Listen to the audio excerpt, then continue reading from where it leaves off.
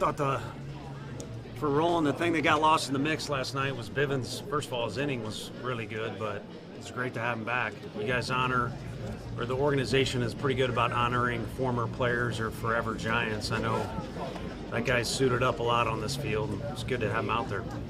It's a little longer too since spring training. Yeah, it's longer now, but I remember watching him on TV and one game in person when it was really long. I was kind of digging that look a little bit, but I think he likes what he's got going on right now. We all kind of thought we'd see him at some point earlier, just given how many pitches he can give you. Was sure. he talked about some of these call-ups? Yeah. I mean, the conversations are long, regardless of what the topic is. Obviously, the draft is one of those now. Anything else you can come up with, outfield catching and things like that right now.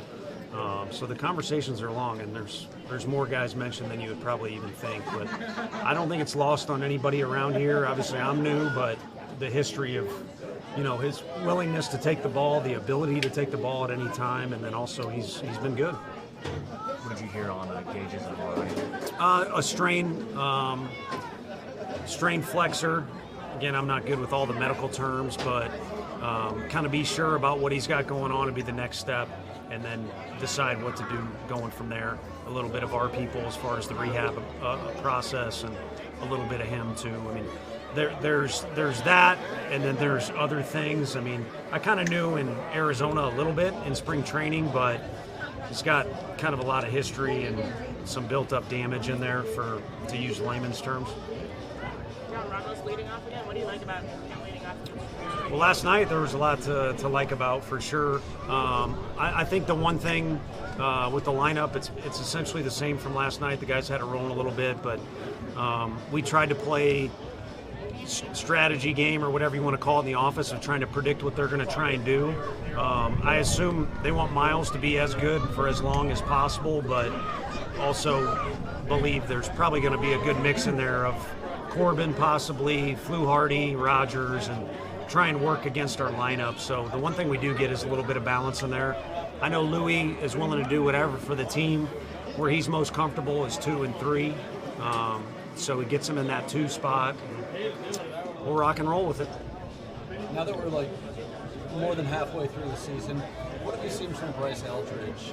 Just as far as his routine, does it feel like he's now kind of settled into being a everyday major league player? Yeah, I think settled in a few ways compared to when he first came up or even last year. But at the same time, I'd contradict that a little bit. My immediate answer when you ask that question is an odd consistency.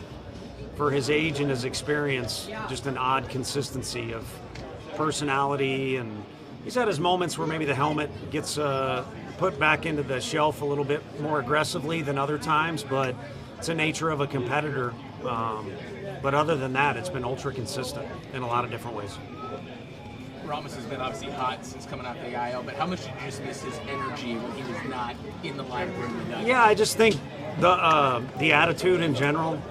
I had a buddy that's a pretty good baseball mind compare him to, I think, Danny Rojas on Ted Lasso, if that's I don't know if you see that at all, but probably not a direct parallel there between the soccer player on the show and Ramos, but that's the best way to illustrate it rather than just give a cliched answer of he's really positive, he's really energetic, he's very coachable.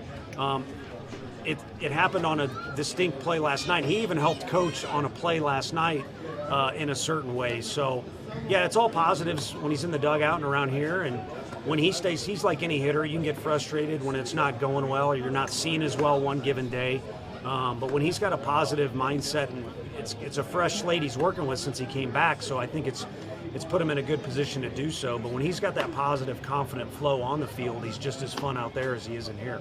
I don't remember how much time you spent at the Fall League after taking the job, but did you meet Spencer at all? Well, Spencer's from Columbia, Missouri, where Mizzou is.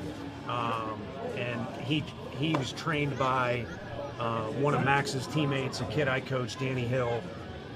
So Dad is a great human being and a big-time doctor in Columbia, Missouri. So, yeah, know the family and him well. He pitched against us, too. Not as much success in college as pro ball, but his best pitch will probably feature tonight is the 2-seam, and you're facing that with a wood bat compared to an aluminum bat. It's a little bit different.